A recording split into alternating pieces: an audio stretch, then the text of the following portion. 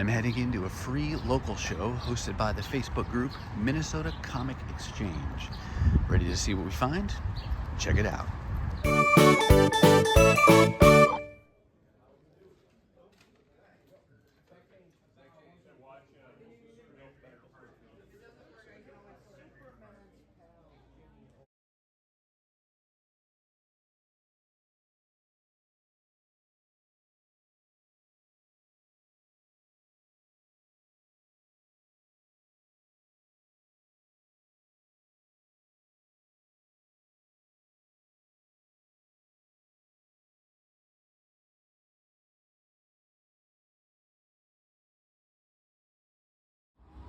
And I'm back at the car, and this is the haul. As you can see, I more than filled, that's what I call my adventure bag. That's got some goodies in there. And then I got this bag, this huge bag, and then this bag as well. So lots of good stuff. Let's go home and take a closer look. Hey everyone, and welcome to today's video. I've got a nice mix of comic books to show you today. This stack here, I'll show it to you. This stack right here represents the conclusion of my haul of back issues that I picked up from the last show hosted by Facebook group the Minnesota Comic Exchange. It was a great show, and I always look forward to the shows that they host out there at the mall in Woodbury. And I'll put a link down in the description to that Facebook group in case you're in the area and you want to check them out. Great community of people who are just, buying, selling, sharing things about their own collecting habits and challenges, and you get to see all the different events that are hosted both by the Comic Exchange as well as other things like garage sales, shows, sales, etc. that go on in the area. So just a great group of collectors. So I'll put a link to them down below. Normally there's a period of time between when I purchase books and when I show them to you on YouTube. You can see that in this video because this is the third haul from this show that actually took place a couple months ago at this point. But I broke them up because it takes time to go through all those books, and I don't always show you my hauls in order. I kind of, whatever inspires me each week is what I'll film. But before we show you the stack of books from the Comic Exchange, I do want to show you one book that I did just pick up this weekend, meaning as I'm filming this, and that is Batman #1 from the New 52 era. Wasn't quite an impulse buy. I was out and about with my wife, and I found this for just under $3, and I recognize the cover by Greg Capullo. I've never read this run, but I know it's got some acclaim. I know it's been collected in omnibus format, as well as probably trades and things like that, but never picked up any of these issues really. And I saw the #1 there. I did look on Key Collector and saw that it is considered a key. So in high grade condition, it's got a little bit of value to it. This is not a high grade condition copy. It has several spine ticks down the side, but it doesn't really detract from the cover appeal of the book itself. And between that and the great price that was listed on this book, I decided to grab it.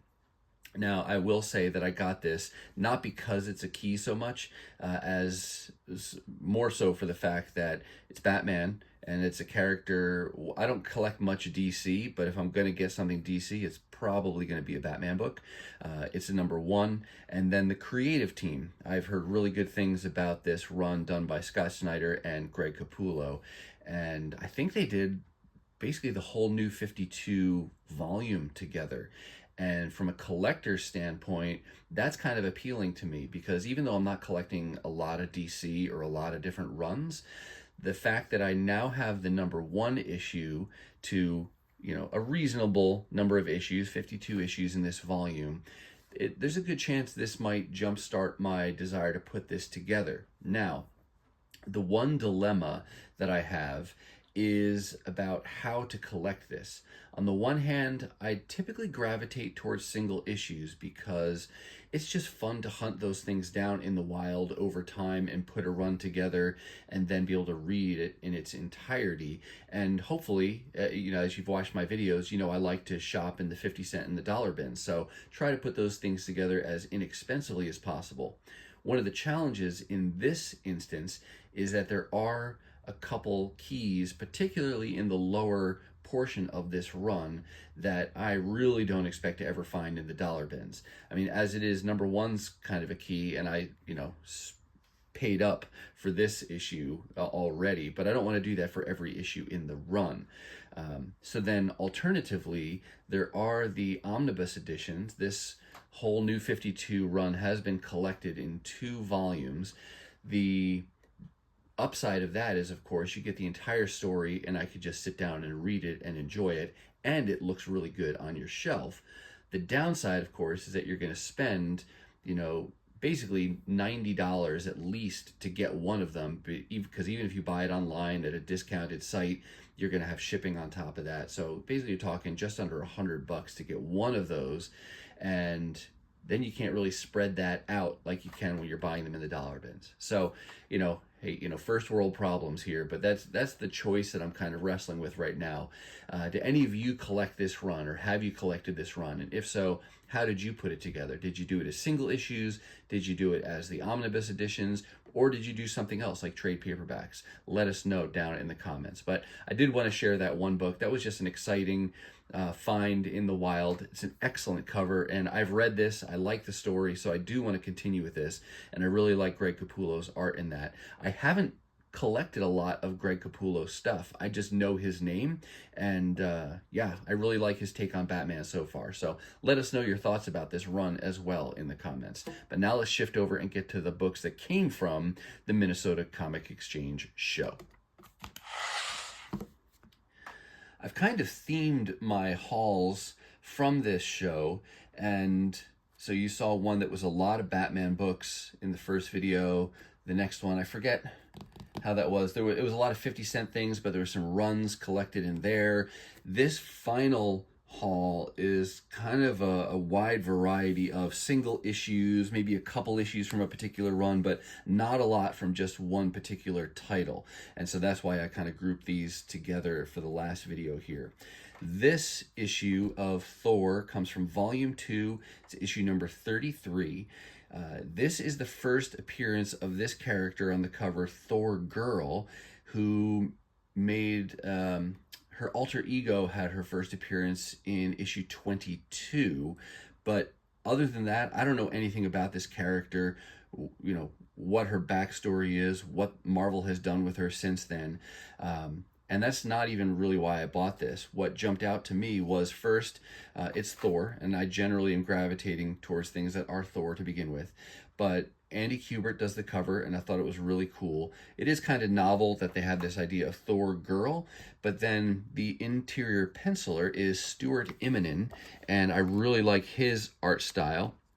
And so that combination of things made me want to get this. I have collected the early part of this run, like the first 25 issues, where John Romita Jr. is doing the interior artwork. And now that I got this and know that Stuart Immonen has done a handful of other issues, probably going to get those. And it's really just a matter of time where I'll probably ultimately put together the entire Volume 2. But for now, I'm gonna go with this next portion, picking up after John Romita's run ended at issue 25, and I'll take it through somewhere probably into the 33, into the 30s or something here next. But yeah, that was just a fun pickup. Oh, the other thing to tell you, every book you'll see today was either 50 cents or at most $1, because even the dollar books I got, there were like deals where if you buy more, you get them at a discounted price. So we're talking all 50 cent and dollar books for this haul. I've recently started collecting ROM Space Knight. partly inspired by the release of the omnibus editions, and it just kind of grabbed my attention and made me want to pay attention a little more. And so now I'm trying to put this one together in the form of single issues. Unlike that Batman volume, there aren't many keys in this volume, so it's much more attainable to find a lot of these cheap. The challenge you run into with this is that a lot of them are really kind of on the reader copy kind of spectrum of condition, but I just am patient. I'll put this together slowly over time, grabbing whatever issues I can find for a good price and in decent condition. But today I got issue 62. Picked up one issue from the official Marvel Index to the X-Men.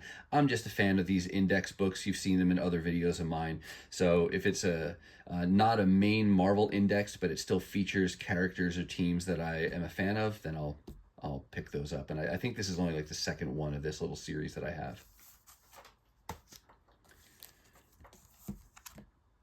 I tend to grab these trade paperbacks. I don't kind of see them first and foremost as trade paperbacks. They're reprints and square bound. They're not quite as big as a trade paperback, but they do reprint different X-Men stories that likely I have in single issue format, but I don't ever really see these little collected editions of these, and so it kind of catches my attention, and it's just a fun thing to add to my collection. This particular one, called Cyclops Retribution, actually collects a series of the stories done in Marvel Comics Presents, and if I remember correctly, those issues had multiple stories in each comic, and so this is probably like the A story from each of those, because this little square bound, it's not super thick, does collect this story that was told in Marvel Comics Presents issues 17 through 24, and there are not 8 full issues of comics in here. So just a fun reprint, like I said, in a different format than the original issues that I had. So it's just a fun pickup. And this cover and the interior pencils are pretty much all done by Ron Lim.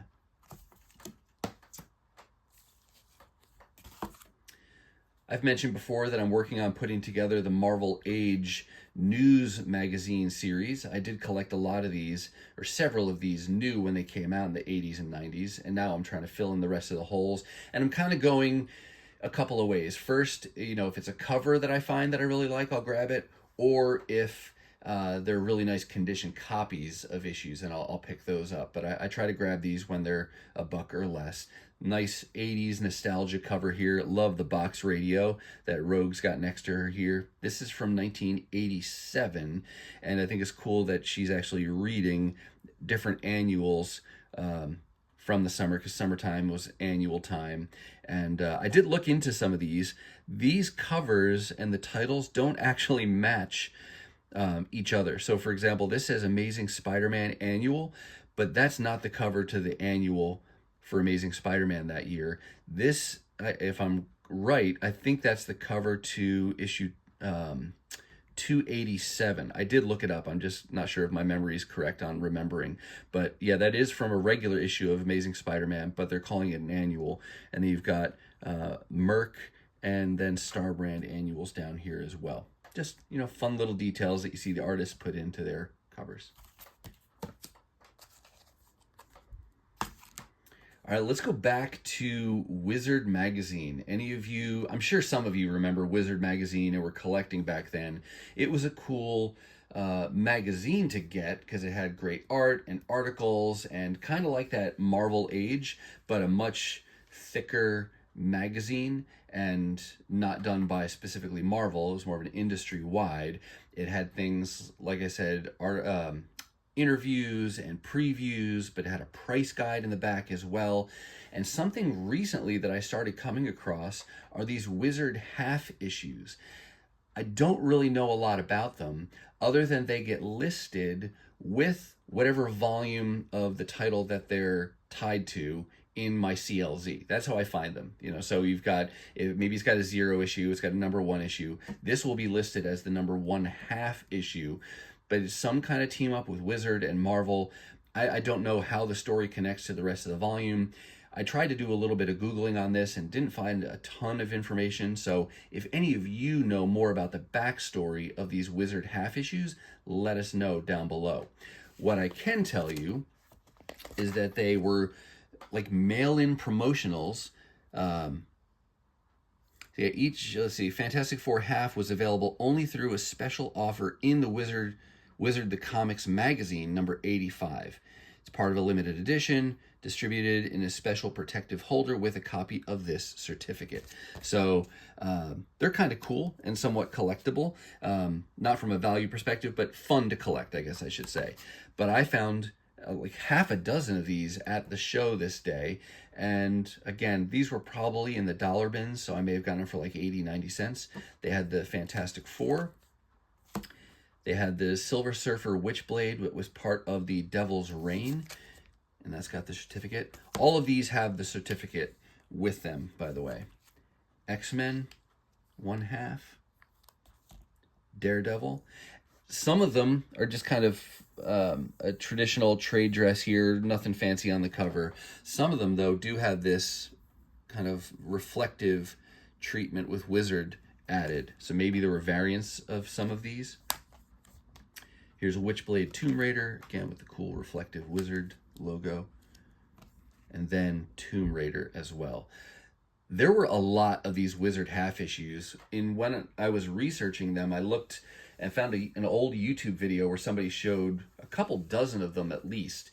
So these will be something for sure that I'll continue to keep an eye out for and see how many of them I can find. The only bummer about these is that they are listed in CLZ with the particular title that they're associated with. I think it would be cool, and maybe I'll Google that next and see what's the complete list of Wizard half issues, so I can track my progress from that perspective as well, to know how many do I have, how many more do I need to find. But that was definitely a fun little trove of books to stumble across at the show. Speaking of Wizard magazine, and maybe I should have led with this one, for those of you who don't know, this is one of the Wizard magazines. This is issue number 62 from October of 96. I've only got a handful of these issues so far that I picked up when they came out in the 90s, and I would love to add more of these to my collection. So I'll continue to hunt for these. I do think they are somewhat collectible from a value perspective, so I'm not expecting to find a ton of them in the dollar bins, but over time, who knows, I might be able to chip away and find some cool things. Like this one, for example, really cool J. Scott Campbell cover with Spider-Man and Spawn, but square-bound, nice magazine. And this was a great collectible, industry source to have back in the 90s. I like getting these as much as I like getting the comic books themselves, because you could read about a variety of different things. And I'll flip to the back here, and you can see, here's the Wizard comic price guide. Now, I will say, I was flipping through this, and one of the things I noticed, for example, is the groupings of issues with the same price. It seems like today, if you were to look up the value of issues in a particular run, each one could have a different value. But even back just in the 90s, you could see some of these Bronze Age titles and other things where there's huge sections of the run that they say, like issue 200 to 300 are like worth $2 a piece, where it just seems so attainable to go and build out that run. And I've seen many people post before, and I share the feeling as well. Like, if only we had a time machine, could go back and get some of those issues at cover price, or the back issues for really cheap, unlike today. So just fun nostalgia to flip through these today, and it was a cool resource back at the time.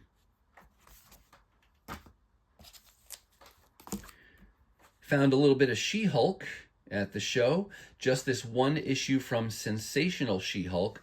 I like her as a character, and so I'll pick up pretty much anything that she's in when it's cheap and in good condition. These are always fun to find because it's part of the John Byrne run on Sensational She-Hulk, and so those tend to not be in the dollar bins as frequently. So definitely jump on those whenever I can find them. They chip away at that volume slowly but surely over time. And then I also found a few issues from, I think this is volume 1 of She-Hulk, because Dan Slott was writing, and then did it switch over to Peter David sometime in volume 2? I do have these issues in a different format. Let me show you. This is an example where I do have the omnibus edition of She-Hulk, at least the first volume of this. And so I think these issues come from this volume. And then it continues into volume 2. But that being said, I got this so that I could read it in its entirety, because I don't see these single issues very often in the dollar bins.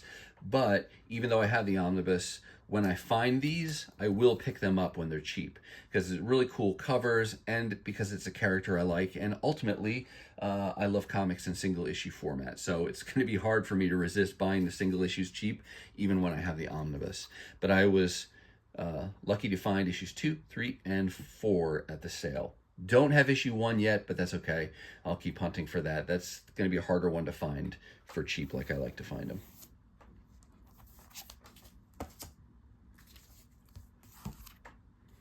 I've got several of these Amalgam issues, and I'm not trying to get all of them, but this issue, Thorian of the New As Gods, is that what that says?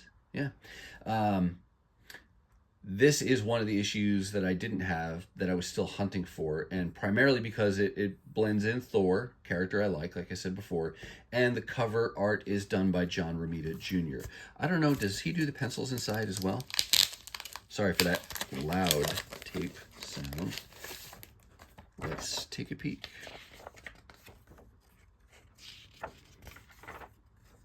Looks like him. Somewhere. Maybe it's not. Ah, there we go. Wow, right in the middle almost. Keith Giffen and John Romita Jr. Oh, sorry. That was right in the middle of the glare. I was looking at the comic, not paying attention to what you could see on camera. Well, there you go. But very happy to find Thorian as one of the few remaining Amalgam issues that I wanted to find.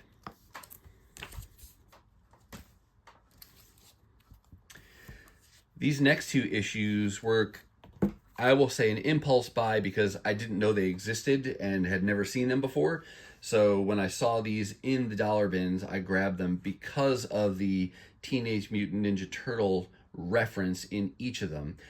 I know I looked these up after I got them home, but I don't remember the details now, so I apologize for that.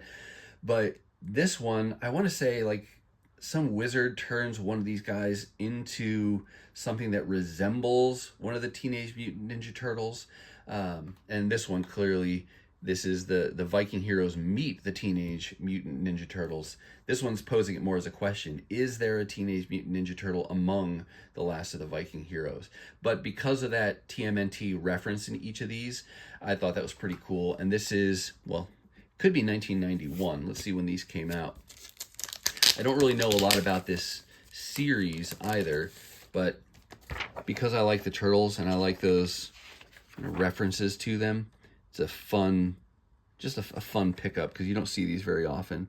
This issue 2 was done in 1990. Let's see if I can show you something now that I've got it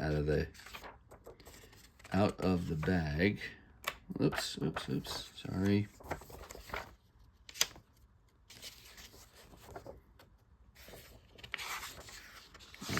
I want to see where the transformation happens.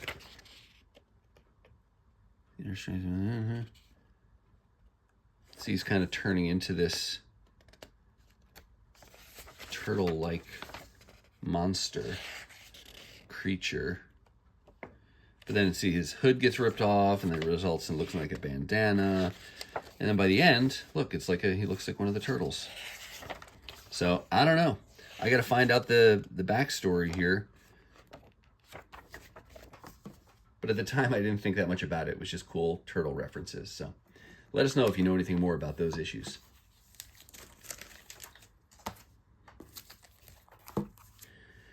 This was the last issue from a 4-part limited series that I had found by chance in the dollar bins some months back, and they had every issue but number 3. So I've had this one on my wish list until the show. Thankfully, they had this one. And I want to say this was the only issue in the box that day.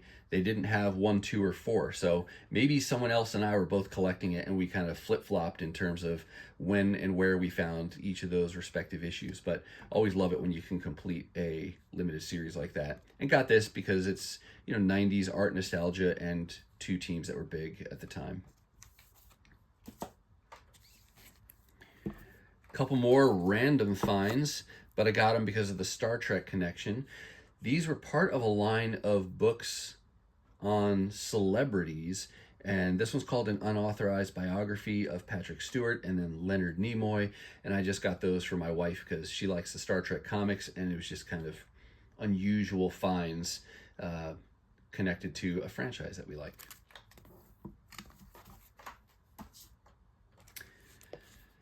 The next few books you're going to see, I actually got with the intention of using them as upgrades, but wound up keeping them. This is Uncanny X-Men number 173, and actually looking at it, I don't know that this would have been an upgrade to my existing copy. I may have grabbed it too quickly. You can see, maybe you can see on the video, there's a lot of color-breaking spine ticks here. It's not, in fact, an upgrade to my existing copy. I'm still going to hold on to it because you see here, it's the barcode. This is a newsstand. Turns out the issue I have in my collection already is the direct edition. And so when it's a title that I'm working on, if I find the newsstand or direct edition that corresponds to the one I currently have, I'll keep that and just, it's kind of a duplicate, but not really in my mind. So I like to have both of those, especially for titles that are significant to me. Same thing with these 2 issues of Thor. It does turn out that these 2 copies are in a little bit better condition than the 2 I have already. Got issue 358 and 376, both from the Walter Simonson run of Thor, which I have mentioned before that I am working on, and had these issues already. These are upgrades, but again, I have the newsstand, and this is the direct, so I'll keep that one. And for issue 376, I have the direct, and this is the newsstand, so I'm going to go ahead and keep that as well.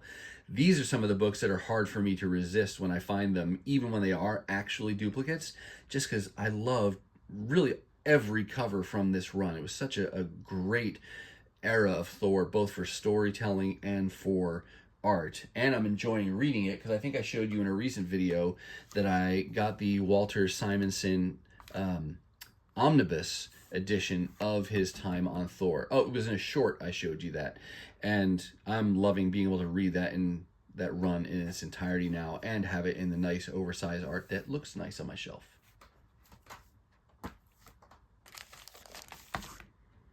One issue of Daredevil, number 288. I'm working on the Ann Nocenti writing run of this first volume, and there's only a couple issues left I need to complete that, and this was one of them, so chipping away on that. Some of these Daredevil issues, they're not terribly expensive, but I just don't see them very often in the dollar bins. But now I've only got like 1 or 2 more to go to complete the Ann Nocenti run.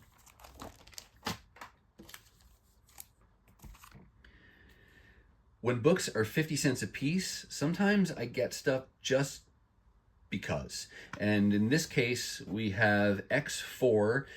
It's a limited series, 5-parter, and it teams up the X-Men and the Fantastic Four, 2 of my favorite teams in Marvel Comics. And this has kind of got a manga style. Art's done by Pat Lee. I want to say I have 1 issue from this that I picked up probably for the same reason, months or years ago.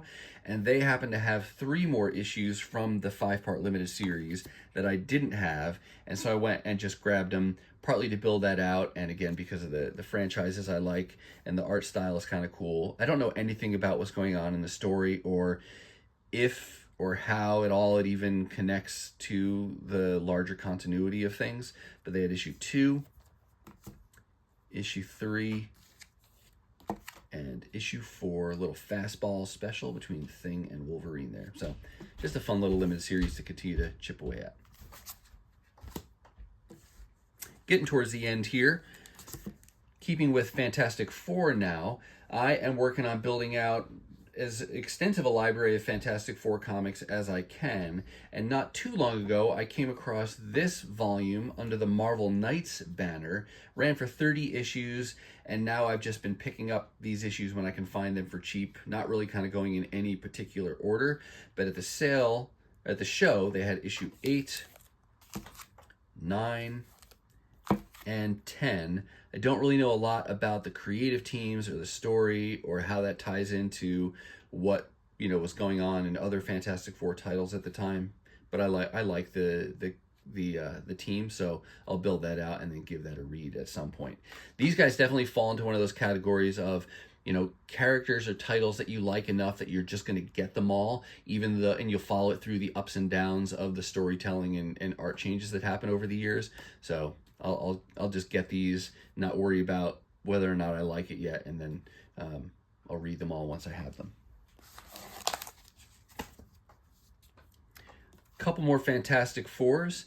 These come from Volume 1, kind of working backwards from the end of Volume 1, which I want to say was issue 416.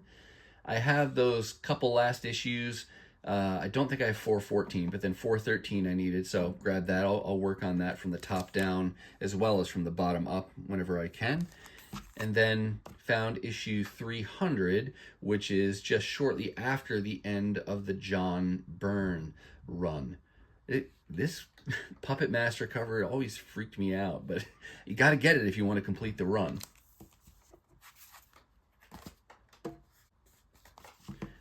Found one Transformers book randomly, bagless, boardless. This is Transformers issue number 4, the B cover from this infiltration story. This was the early days of IDW when they were doing their storytelling through a series of limited series. There were 6-part limited series. I have all of the issues from all of those limited series. I don't have all of the variants. So anytime I come across a variant that I don't have, I'll grab that. And so this was the B cover. And yeah, happy when I can find that because it's just a random find. I don't ever really expect to see some of those early covers like that in the dollar bins, but happy when I do. And then last and not least is this really random seeming issue. I got it because of the local connection. So if anybody out there watching is in the Twin Cities Metro and you know any of the backstory of this comic or this series, let us know down below, because I don't know anything other than what you see here on the cover. The Utterly Uncalled For Minneapolis free comic. This is issue number 3. It's all black and white. There's the whole thing on pro wrestling in here. You go to the end and there's some, I'll show you the back here where there's some, you can see some local, Robert C. Johnson, Comet Toys. Uncle Sven's was still in action at the time. This came out in 2000. There's some comments from a couple people. Free mail. Mike Toft is a name there. Casey Sundai. Jay Naylor. So, for those with background in local comic collecting and industry community, maybe you know more about that than I do. Outpost 2000 and beyond. I've been to that store, but not in some years. But yeah, from the year 2000, just a little local free comic at the time. Got that for $1 or 50 cents or something. So that was just a fun little kind of local connection to pick up. And that finally concludes all the books that I got at the Minnesota Comic Exchange. All right, that's going to do it for me, and that's going to finally wrap up all the books that I got from the last show hosted by the Minnesota Comic Exchange. I do hope you saw something that you liked, and if you did, go ahead and give the video a thumbs up. And if you want to see more content like this, dollar hauls, 50-cent hauls, really anytime I find good books at great prices, then go ahead and take a second and hit that subscribe and ring that bell for notifications so you'll know the next time I upload a video. Now, if you're not quite ready for the YouTube fun to stop, I have hand-selected a couple videos here for you to check out. As always, thank you so much for watching, and I'll see you next time.